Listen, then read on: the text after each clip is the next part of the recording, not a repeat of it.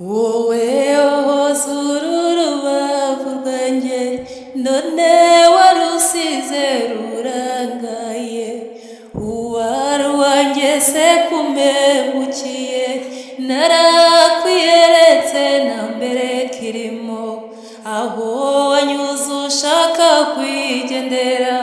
wahasize ibikomere byinshi cyane, nabuze umuganga wahamvura, hari hasobetse umutima wawe, uwo nahoraga nita ingenzi. Njya nibuka Nyabusa nkigusaba,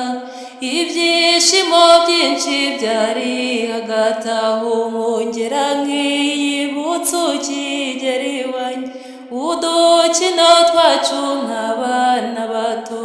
none nibyo byavuye mu mubabaro, wanyerekaga uruhande rwiza gusa, nyamara nawe utwika inzu ngo ahishe umwotsi. Rwose ubu nta kintu kijya kimbabaza nko kumva aho nyuze hose bavuga ngo dore umugabo wa mugore wanyuze ayikoreye imyenda ye, nuko mbikubwira ukagira ngo ndakwanza, kenshi uba wifatiye amazi, kandi ubwo bwe baba yiriwe imuhira, heruka umugongo mu mwaka ushize. Ishavu ryanjye nuko utaribona, nawe ubundi ubu narashavuye, icyakwereka mu mutima wanjye n'amarira menshi y'agahinda kawe, iyo ndebye ukuntu bebe yigira,